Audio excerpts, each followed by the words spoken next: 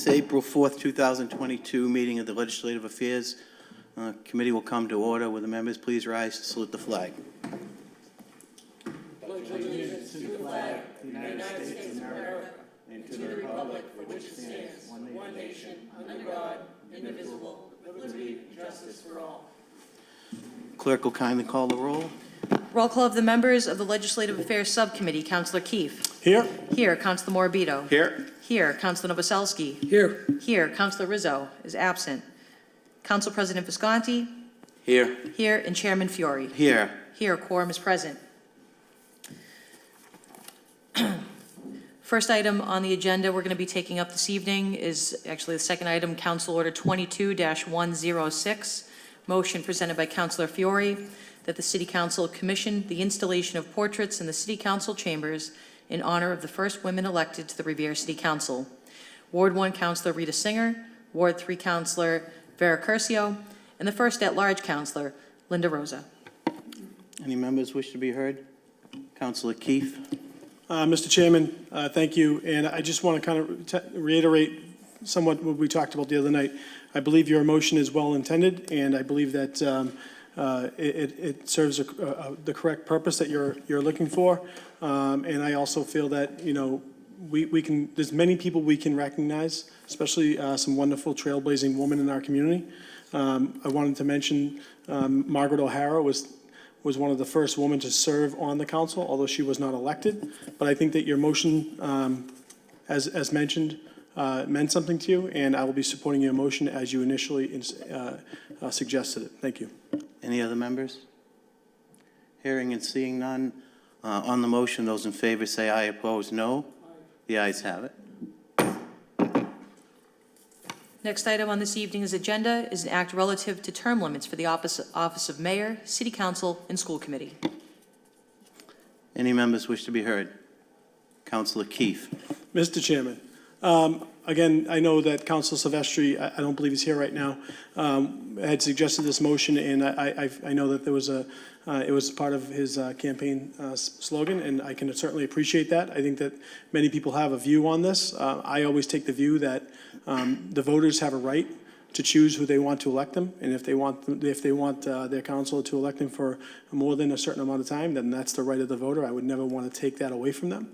And so I would not be in support of this motion this evening. Thank you. Councilor Novoselsky.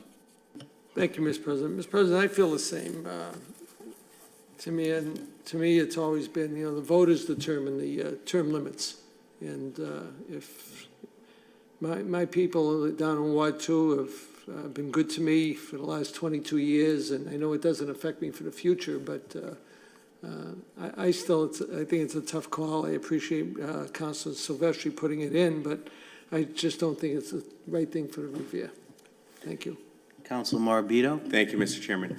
I think whenever you enter into making a decision that takes away the power of the people or takes away the voice of the people, you're entering very dangerous territories of taking away someone's democracy. So I will not be voting in favor of this. Also, just an example as well, say for instance if you were serving as an elected official, and say if you met that maximum amount of terms that is stated in this amendment.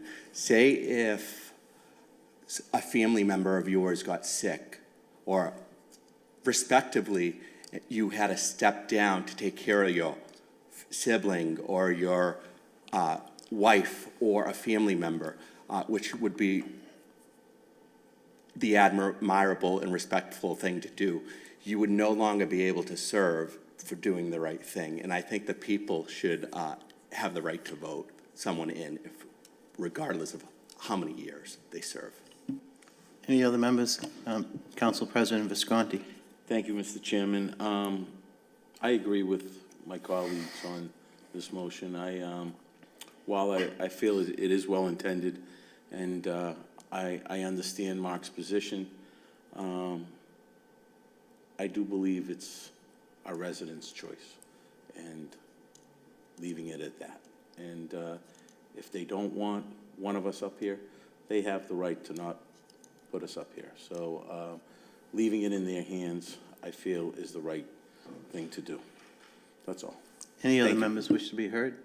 Hearing and seeing none, the clerk will please call the roll. Roll call on the motion. Counselor Keefe? No. No. Counselor Morbido? No. No. Counselor Novoselsky? No. No. Counselor Rizzo is absent. Council President Visconti? No. No. And Chairman Fiore? No. No, this motion did not receive a favorable recommendation from the committee. There's no further business, Chairman. Committee stands adjourned to the call of the chair.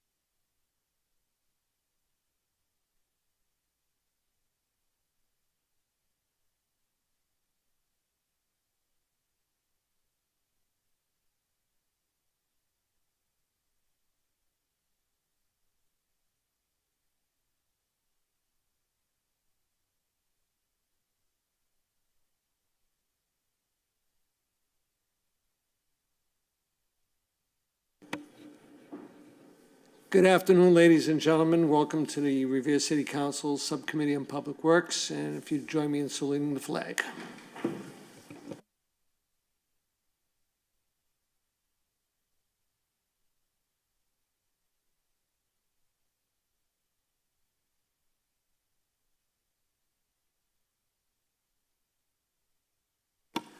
Roll call of the And members of the if I- Public Works, oh, Okay. sorry. I was just going to introduce everybody, but just for everybody's information, I'm Ira Novoselsky, Council Ward 2. I'm the chairman of the committee, and we have with us, not in any order, from my right, from Ward 3, Councilor Cogliandro, from Ward 5, Councilor Fiore, Councilor at Large Steve Morabito, Councilor at Large Dan Rizzo, and Council Vice President, Councilor at Large Jerry Visconti.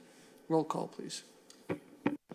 Roll call of the members of the Public Works Subcommittee, Councilor Cogliandro. Here. Here, Councilor Morabito. Here.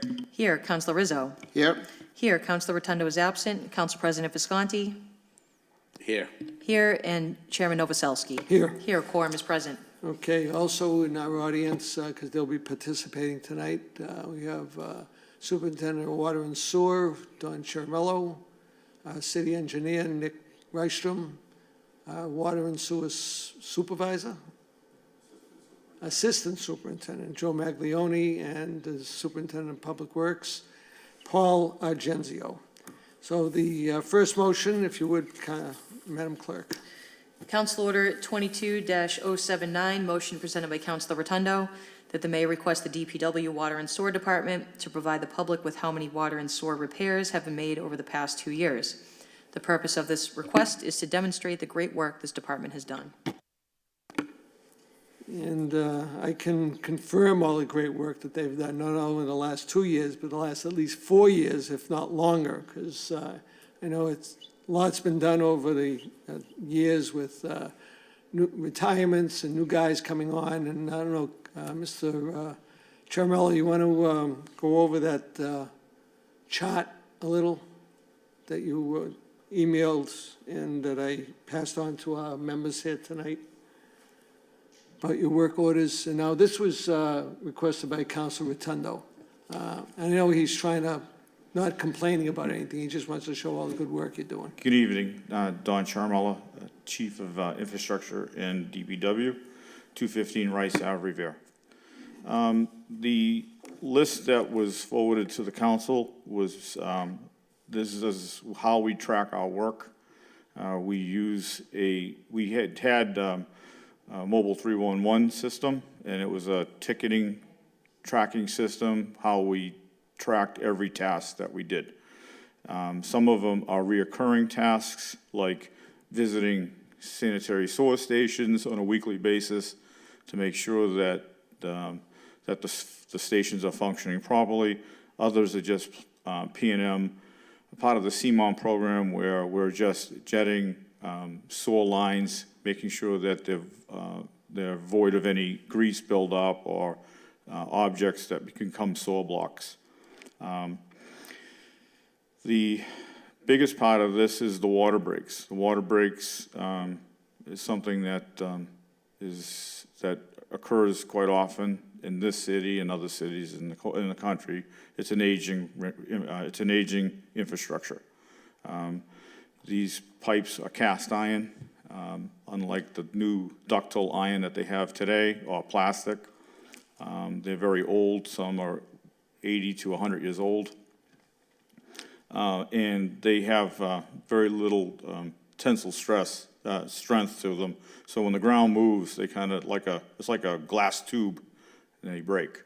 So the Water and Sewer Department does an amazing job. Sometimes you might see articles in the paper or news clips, other cities and towns having water breaks, and they go on for a day or two, and our guys, our DPW workers are really good at it. They try to be as quick as possible. They know there's a major disruption to people with their water service.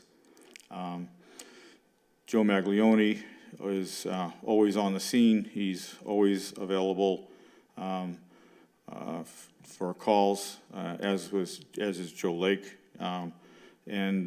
They've taught the DPW workers basically how to, repair these breaks. Other things are rebuilding of catch basins, cleaning of catch basins, and just tasks that go along with the water and sewer department. So I think they do a great job. And, I think when all our equipment is housed in a new building, I think they'll be even better. Any councilors have any questions or comments on the committee? Councilor Morabito. Thank you, Mr. Chairman. I just wanted to thank you and your department, Paul Argenzio, you, George, sorry, for all the work you've done in the past to the current date, because without you and your team, our city would really severely suffer. So, and the way you conduct yourself at people's houses when you do work is just, all I get is accolades from you and your team, for you and your team. So thank you. Thank you, Council. Any other councilors? Comments? Chair, Councilor Visconti. Thank you, Mr. Chairman. Just looking at the quickly, and I just glanced over the chart that was sent over to me, which looks as though from 2019 to present, it seems the calls have been going down, which is a good thing, right? I mean, I know it seems to be, something seems to be working. So it looks like in 2019, there was about total of 7,875 work orders. Is that, am I seeing this correctly? I'm sorry, I just saw this. That's correct. Okay, so, and then in 2020, it's dropped almost 1,000. And then in 2021, it's gone again and dropped probably about 100 plus calls. And then as of 2000, I don't know when this is, through, but 2022, it seems like it's working. Like the work is being done, and you guys are doing a pretty good job. So I want to say thank you to all you guys for what you do. I appreciate it, and I'm sure all the residents do as well. Thanks. If I can just make a comment, I was going to mention those numbers too, Mr. President, but I think they're important. And I don't want anybody to think that with these numbers, work wasn't done before 2019. Just over these last 4 or 5 years, we've gotten better equipment and more men on the ground, which is very, very important. A lot of the older numbers were older guys. And it was tough for them to get down in a hole in a break. And I can appreciate that the numbers are going down because the amount of work that they've put into these pipes and catch basins and manhole covers and all the other things, and cutting trees down and trimming and all this stuff. There has to be almost 200 different categories on this list. Well, to speak to that, Revere's an old city. And Revere's not a small city. It's 10 square miles. We have 107 miles of water mains, 99 miles of sewer mains, 4,500 catch basins, 1,529 gate line valves, and 844 hydrant valves, 855 hydrants. It's a lot. You take a water department that has 7, 8 guys in it, you divide the assets amongst those guys, and there's a lot of things to do. There's hydrants, just the hydrant inspection program took 3 years, 2 years to really get a grasp of the 855 hydrants, have a good understanding of what they did, which ones were out of service, and get them back into service. So, yeah, I mean, I think it's, we can only go better, we can only get better. I know I almost visit every break that happens down in Ward 2. And not only for water, but even with some of the sewer work. And I remember seeing some of the sewer pipes were wood. We actually have a wooden water pipe we took out of Dashwood Street. Ah, okay. Yeah. So, you know, We- that's how old it is. Yeah, I was actually gonna bring it here tonight, but we actually have it. Yeah, so, you know, and I can appreciate all these new pipes going in and all the work that's being done. And I know National Grid is doing a lot of work and a lot of the streets. And I know they take a long time to do, but it's for the better of everything and everybody. It makes the city a safer place to be. Councilor Fury. Thank you, Mr. Chairman. I think it should be noted that we're doing $3 million plus in water main replacement and hydrants. And I'm surprised you didn't mention that, but it's very encouraging. It's even more encouraging that 90% of it is in Ward 5. So thank you for that. And could you tell us who the contractors are? It's R&D contract, R&D development who won that bid. So the men won't be burdened with any of that? No, so we'll have one person there, just there to make sure that he follows the contract, bedding the pipe, not putting unsuitable material back into the hole, keeping track of quantities to make sure that we're paying for everything, that everything that we're invoiced for is accounted for. Pretty much it's really to make sure that the pipe is installed properly at the right depth. You know, it isn't buried less than, 4 feet below the frost line. I'd like to speak to that because water mains is, when I first came to the city in 2018, it was stormwater. We had 61 inches of rain that year. That was a record rainfall. Google it. Our average rainfall was like 43 inches. And I was like all on stormwater improvements. And now it's a lot of it, as I visited a lot of the sites and see the tuberculated pipes or just the frequency of water breaks. We almost had 100 in 2019. Taft Street broke six times in one day. 6 water breaks in one day on one street. 1 week we had 16 water breaks. 1 week. That's when Swire Road, right in front of the salad place. Nick's Bistro, and the pole was, that was 16 water breaks in 1 week, and these guys were, they were tired and beat, and that's why we actually, why we needed that a little bit of emergency money just in case I needed to call a contractor and just in case of emergencies. It's an aging water distribution system, and so, if we could replace all 107 miles, if I could, wave a magic wand and make them all brand new today, we would still have to replace 1% a year to stay current. That's still 1.1 miles a year, just to stay current. And in the last 10, I think we've done about 4. This year, we're doing 1.59. In that area, we're also doing some other alternate streets, Pomona, Ambrose. We need to be doing at least 3 miles a year. Councilor Rizzo. Thank you very much, Mr. Chairman. Donnie, thank you very much for being here.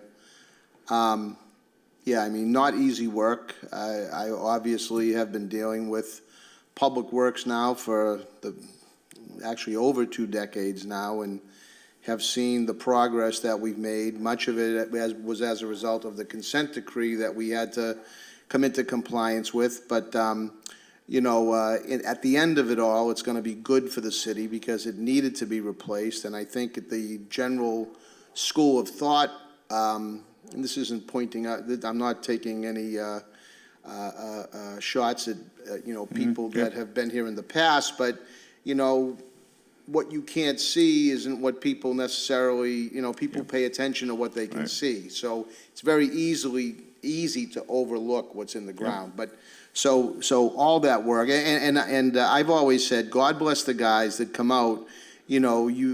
People like to criticize sometimes. There's 3 guys around a hole and 1 guy in, and they're all well. Not many people want to come out when it's 10 degrees out and there's a water break, and these guys are called out in the middle of the night to fix a major water water breaks. So not easy work, and my hat's off to them. We also, we're talking a little bit now about, stormwater drainage and sewer and so on. But my question has to do with fresh water. And, like, I was just reading something, people in this country spent $31 billion on bottled water, right, last year alone. So,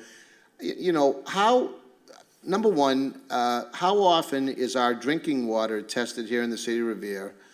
And along those same lines, how many people do we have in the Public Works Department that are qualified to test the drinking water to make sure that residents here are protected? Because, I've always heard the drinking water is very good, and I think, the public should know that the water is very good if it in fact is, because a lot of money is being spent on bottled water. So we get quality reports from MWRA every month. We can get them on a pretty much a weekly basis. To answer your question about our operators, we have a Water 4 operator. Joe Maglione is a Water 3 operator. We have some Water 1 operators in training to be Water 2 operators, and hopefully Water 3 and 4 operators. Our water is extremely safe and very high quality for the country. MWRA water is excellent water. So as far as the infrastructure, no, I mean, but that's inherent with the whole country. Like you had said, Counselor, nobody really paid attention to the things you couldn't see below your feet. Nobody saw it, out of sight, out of mind. But let me ask you, 2 weeks ago, we had a water break on Revere Street with a 12-inch main underneath trolley tracks. When was the last time you saw a trolley go down Revere Street? So, I mean, that's how old that pipe is. And we had one on Beach Street, same thing, 100-year-old pipe. And that needs to be replaced. The mains are very difficult. The bigger pipes that carry a lot of water and knock out larger areas. And we just have a lot of work in front of us, as the whole country does. Everybody, the pipes had a life expectancy, and they've reached their life expectancy and beyond. A cast iron pipe probably only has a life expectancy of 60 to 70 years, and ours are 80 to 100 plus. So, but like anything else, you have a starting point, and we'll just keep on the program that we are, and that's concentrating on the water distribution system, which is important because it sustains life and it protects us from fire. So that's a very important utility. Well, I think I just wanted to point out for the residents that, excuse me, we do have pretty good drinking water here. So. Yeah, so the building department keeps the reports on file. We could probably post them online. They're on the MWRA site. Okay. So, yeah, the water quality reports that they send us are on their website. Okay. Thank you. You're welcome. Mr. President. Thanks, Mr. Chairman. Donnie, you mentioned something about the hydrant program, and I'm happy to know that it's completed. Correct me if I'm wrong. So for the most part, it's completed, but we started all up again. Matter of fact, Okay. you'll be getting a notice that we're going to be going back out there around April 15th Yeah. and start the whole process all over again, just like it never, it never was. Okay. We're also going to classify the hydrants this time. So we took pressures, we took static pressure and residual pressure off of them. We also took what they can put out for gallons per minute. We have that data. We are probably going to hire an independent company to come in and do the same thing so that we can color code the hydrants. It was a suggestion by Chief Bright, so that visually the firefighters know what that hydrant can produce. Whether it can produce 500, 1,000, 1,200, or 1,500 gallons per minute.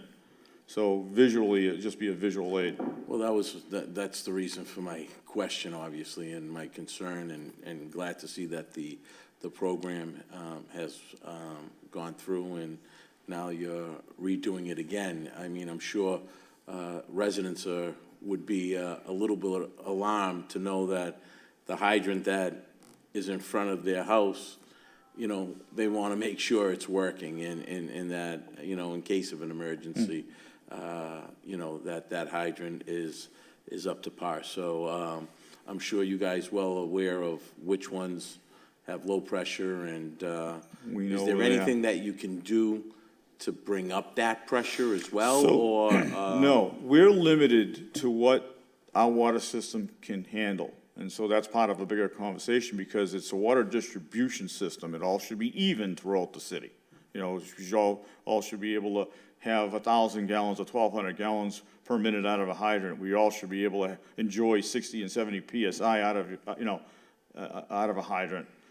But it's not the case, because some of the lines are, you know, tuberculated. It's just built up. I think you've seen pictures. So some neighborhoods, you know, the analogy I use is, you know, as, you know, when the city was, you know, newly formed, you had veins, that's the pipes. But as the city grew, the pipes didn't grow. Matter of fact, they even got smaller because it's tuberculation. Some of the pipes have six-inch pipes and tuberculated down to 3 and 2. So those are the ones that we're focusing on. We have an area that down in, off of North Shore Road, frequent, I think, was it, Joe, correct me if I'm wrong, Ellerton, Argyle, I mean, just countless breaks going down there. So Arcadia was new, it has new pipe in it. That was done, I think, around 6 or 7 years ago, if I'm not mistaken. But all the other streets around, you know, and that's why we're down there right now, replacing all those.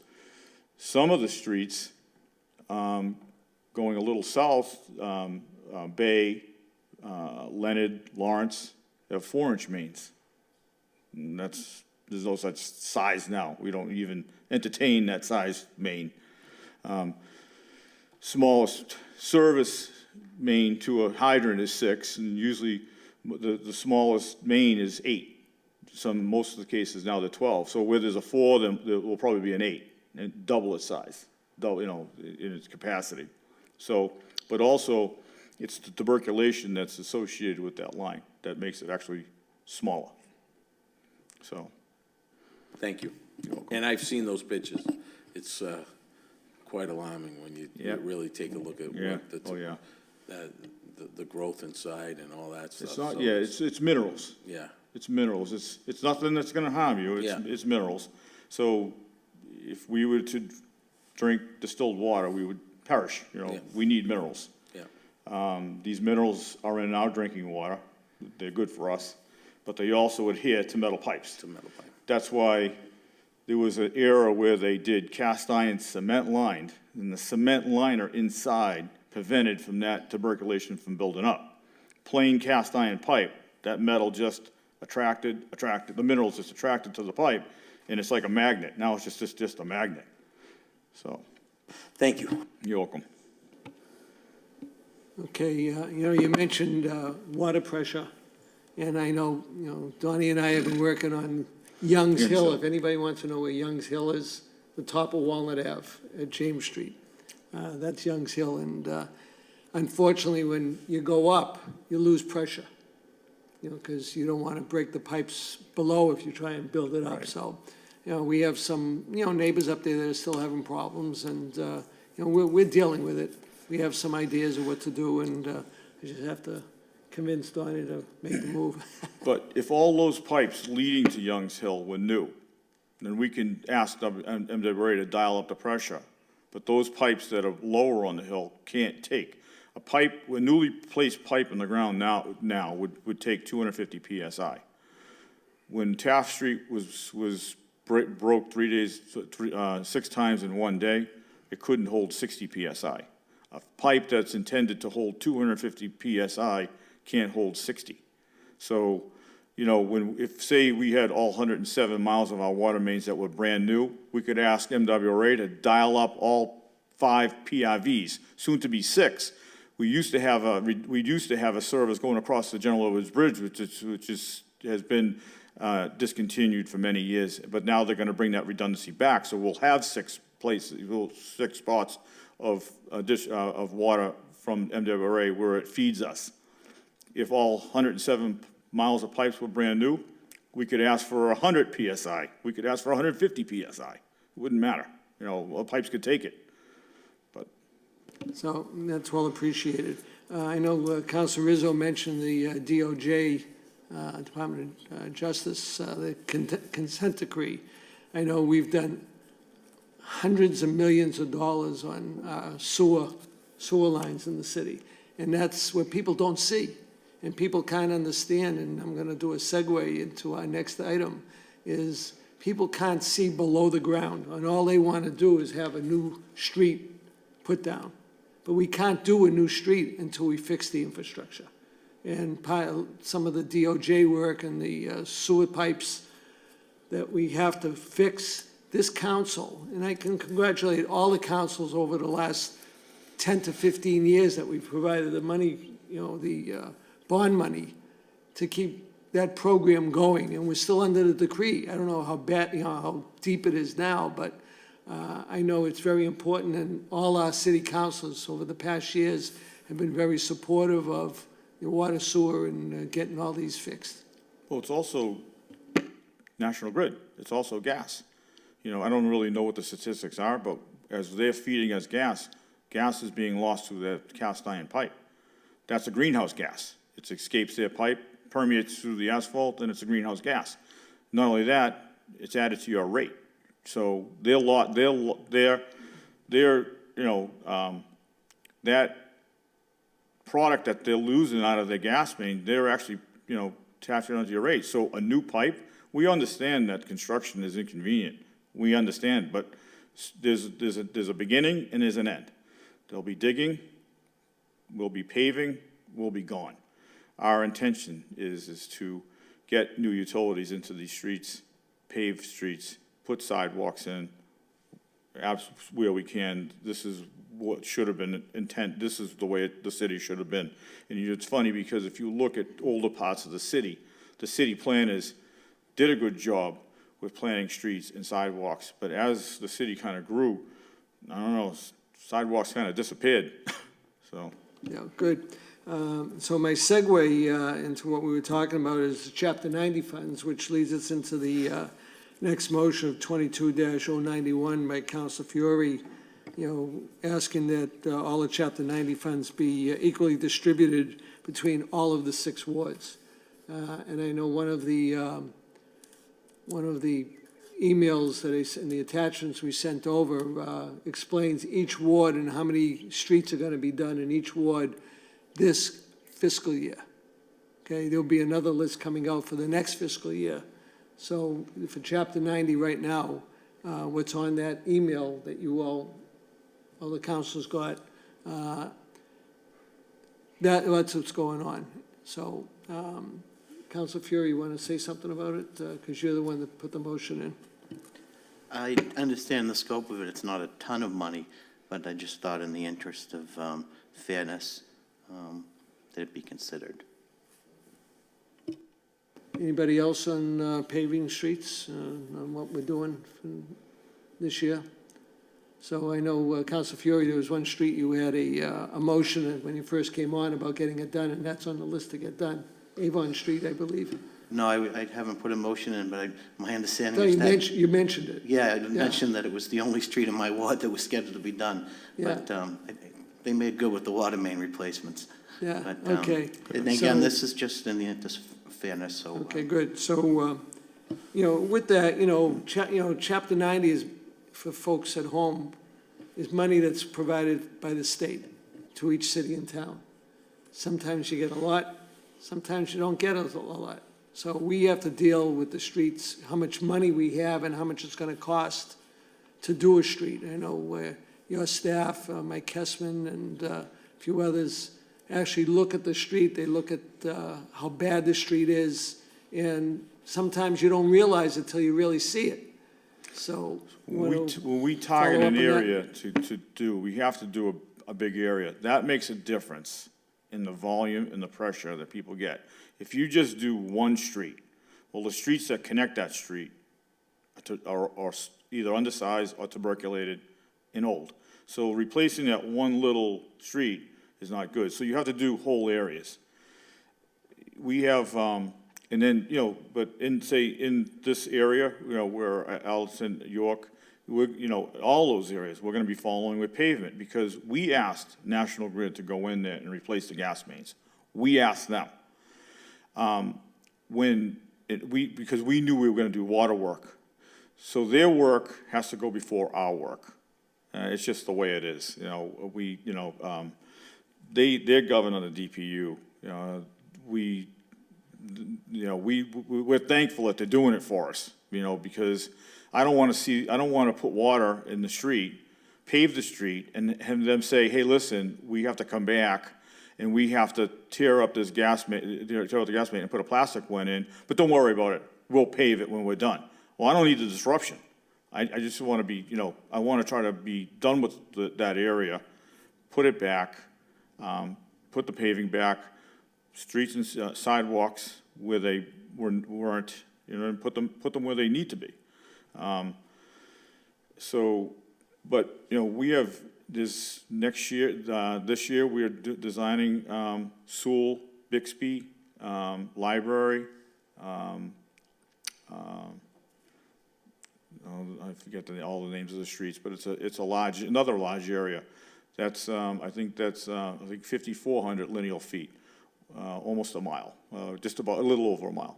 So, but then we have other areas that we're zeroing in on. We have an area up Howard, Rand, Oxford, McLeavey that doesn't even have a water main in it. So we get that redundancy. Mountain Ave Bridge that needs a water line. It's been shut for 17, 18 years now, and we need to reinstate it. So that I get the redundancy up Park Ave, up to Mountain Ave. So, the redundancy, so when, just say if there was a disruption in the street, we shut a valve down, but it's being fed from other areas. So, right now, our water crew has been out exercising 1,529 gate valves.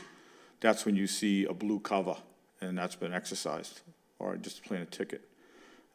So there's a lot of moving parts, and we're just trying to do the best we can that we don't have to go back to the street and it's done. And we don't want what happened in 2019 when we paved Prospect and that broke. We're patching it again, because that patch was there since 2019. We paved Proctor Ave, and that's when I said, whoa, we have to look at what we're doing. Proctor Ave, the next day, we had a water break. And then that's when we said, you know what, let's the paving follow utilities. And I think that we'll work the kinks out of it. We'll get a little bit more fluid with it. And I think it will work out for the best. Mr. President.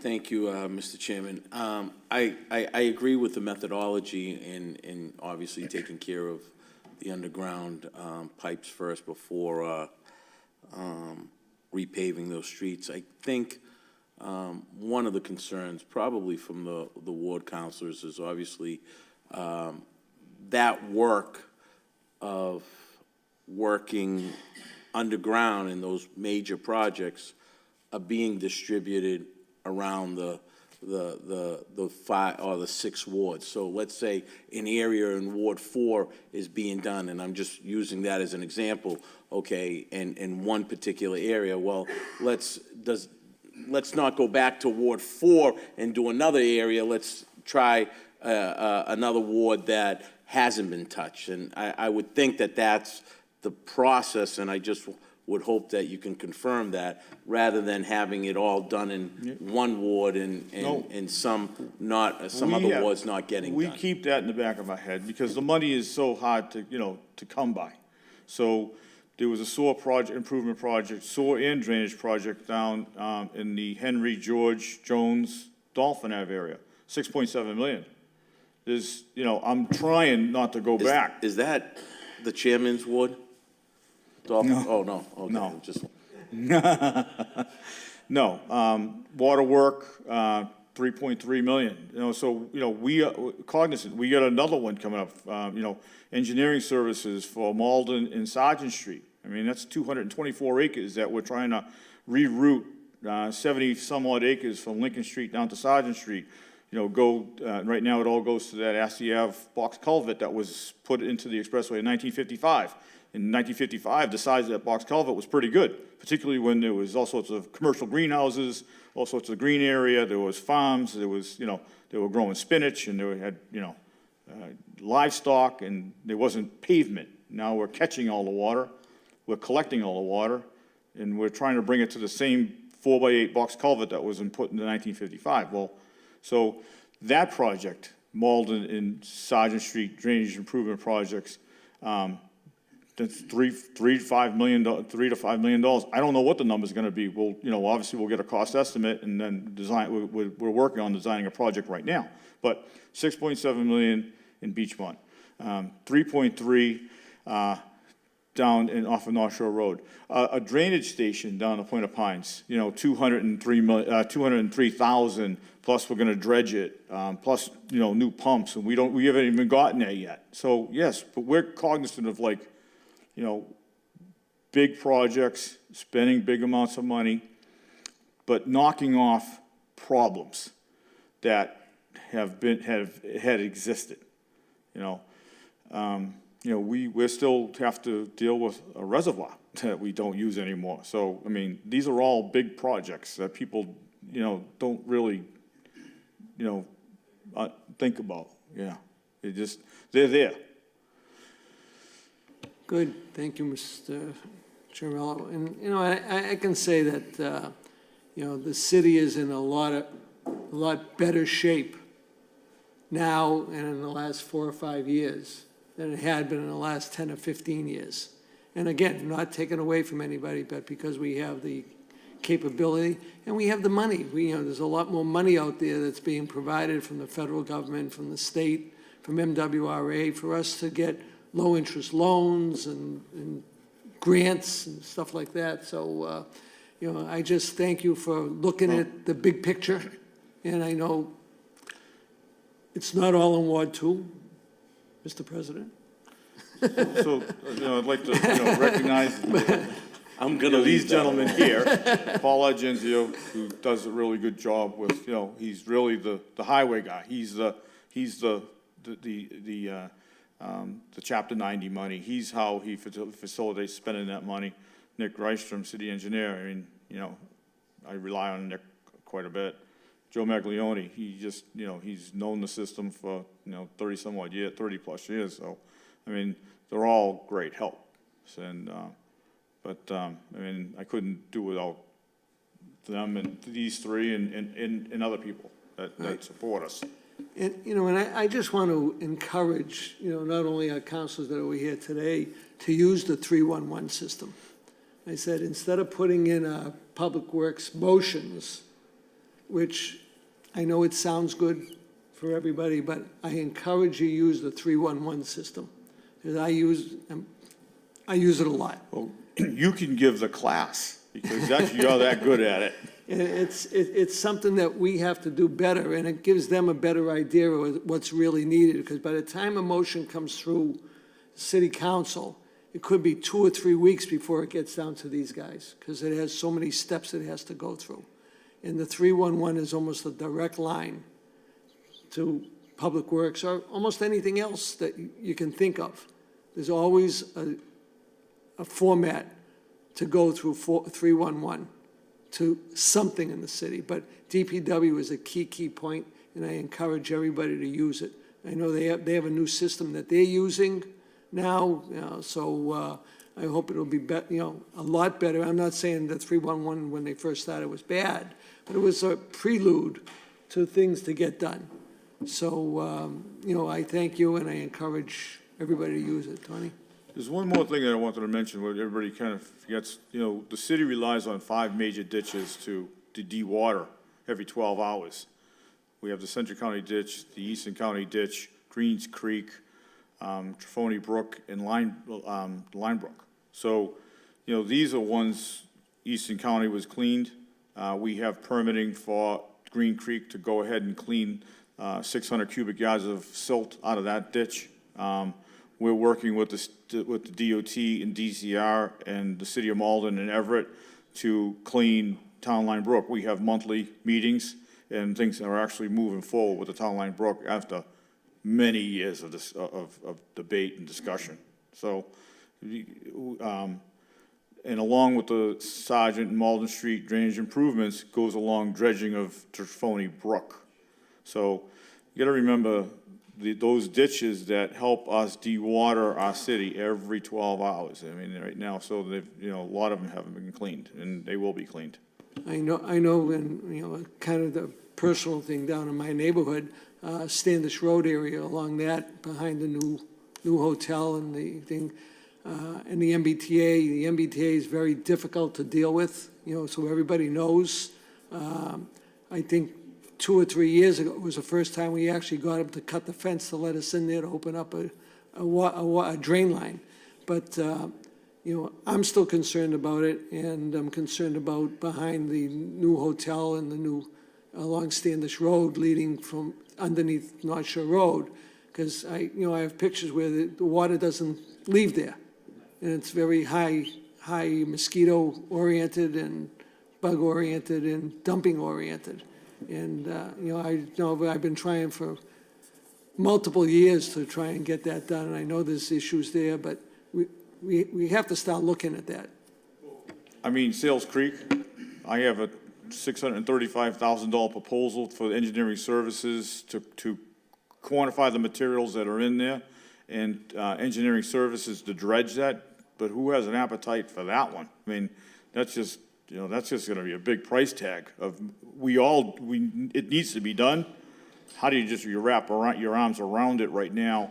You know, we're looking at grants and other things. But I also need cooperation from the MBTA. So, and the DCR, because they have a box culvert that goes underneath the parkway. So that Sales Creek in the back of One Beachmont could be as clean as a whistle, but if they don't clean the box culvert, it's all for nothing. So, you know, we are in discussions with DCR. It's hard to get the MBTA to the table, though. I want to welcome Councilor Rotundo. And just before we close, Councilor Rotundo, you wanted Actually, the floor. I think I'll pass on my question. Okay, because we're ready to wrap up. So if there's nothing else from anybody, I want to thank everybody for coming up. Joe Mag, easy, Joe. We don't want you to go out and work as comp deal here. Joe Maglione, Assistant Superintendent, Water, Sewer, and Drain, 70 Roosevelt Street. I just want to say, Dawn is absolutely right.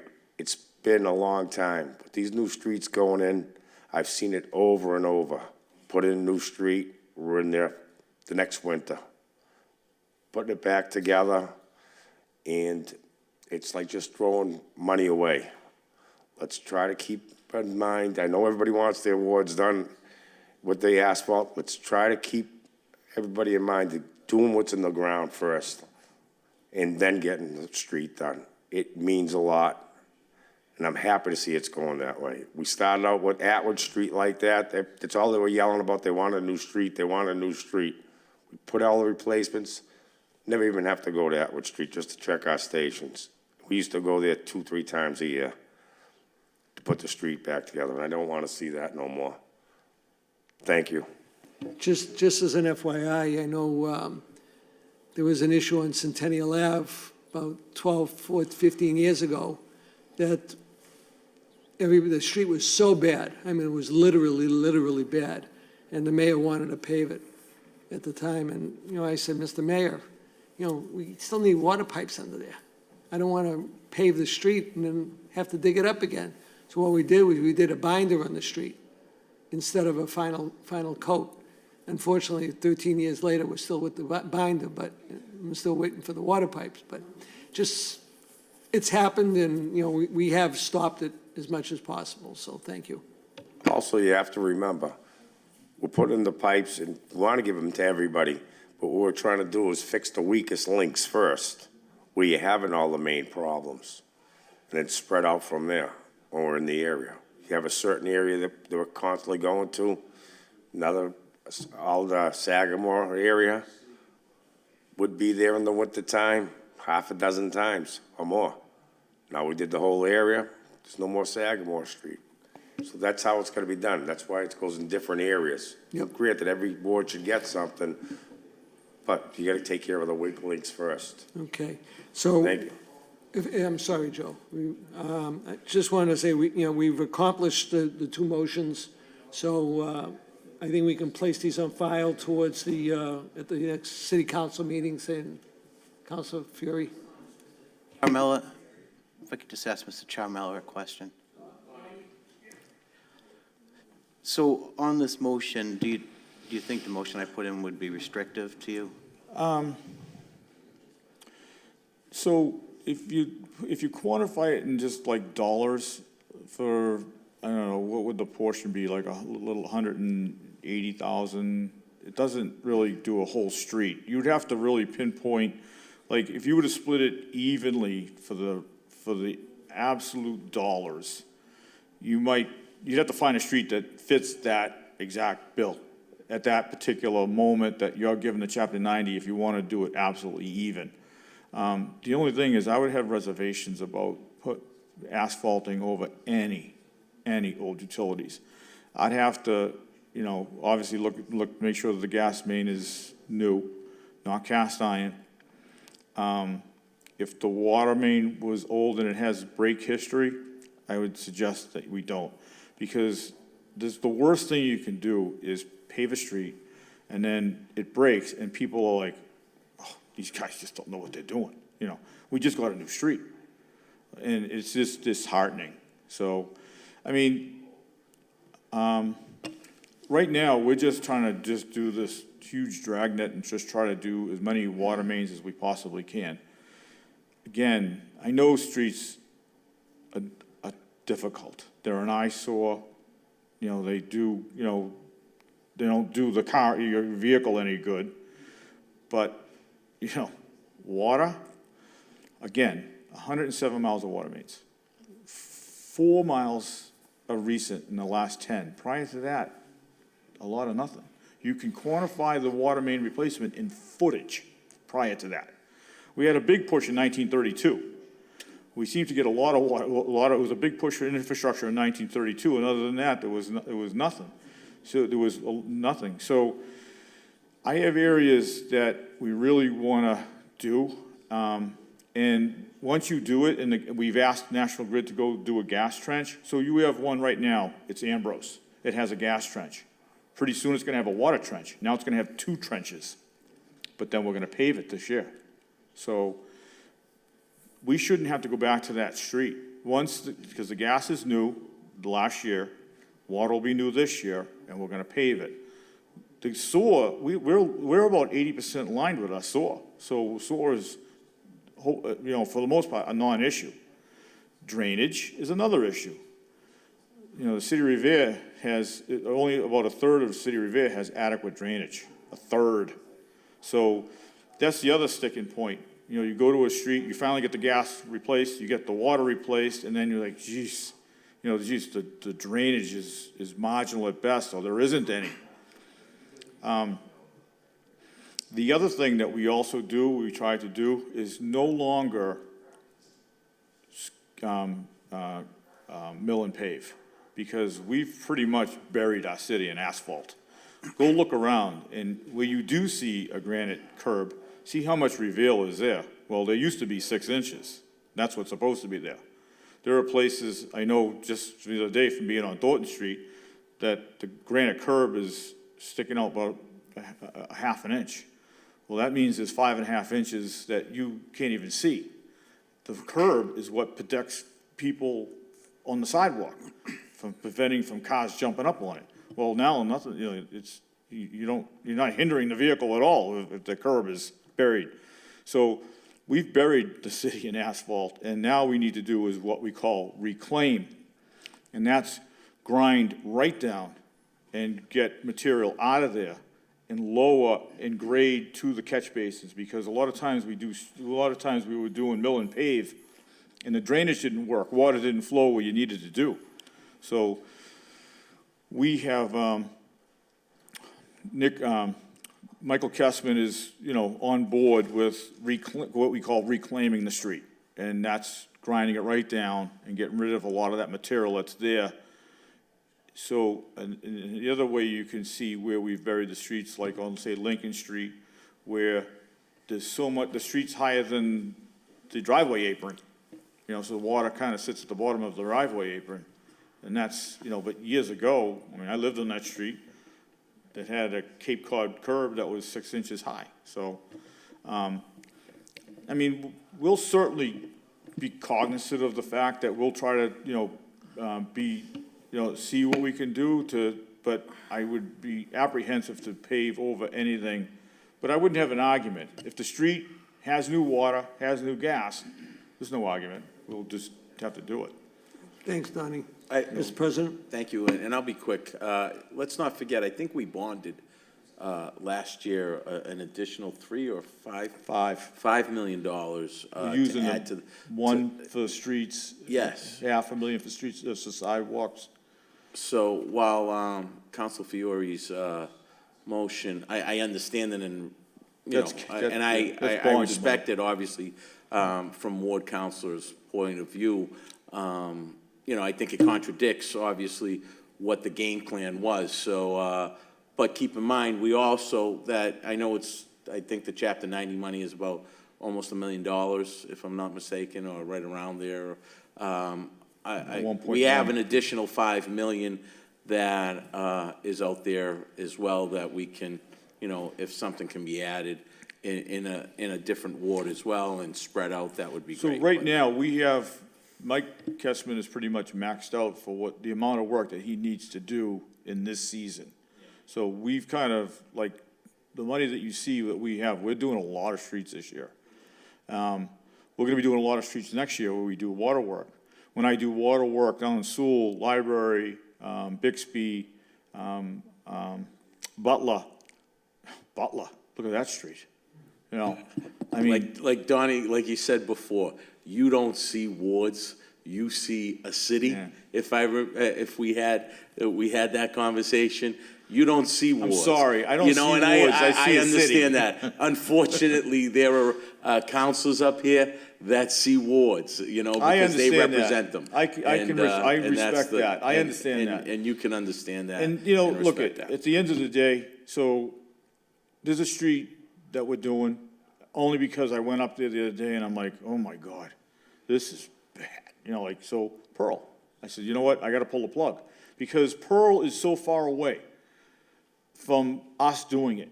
I've gotta wait until, obviously, you've seen the United Civil work in the city. They're working for National Grid. And what they're doing is they're bringing underground cables, basically, to Winthrop, that power Winthrop. Right now, we have two 25,000 volt cables that run through our city that were buried, with direct buried cables 60, 70 years ago that have reached their life expectancy and they want to, do away with them.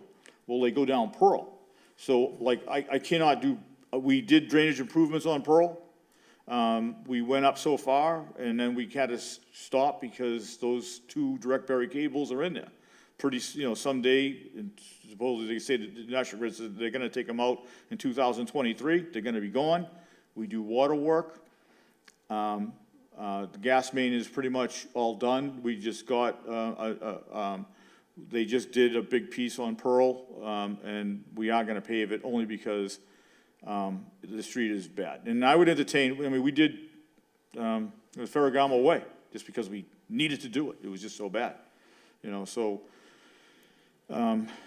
we're gonna do as much as we can, as fast as we can, but, we do have to make sure that we're not gonna cover, put new asphalt on top of old utilities that somebody's gonna be digging up, because there's nothing worse than seeing a construction company rolling down the street, digging up the street new street you just got. Horrible feeling. Couldn't agree more. Thank you, Donnie.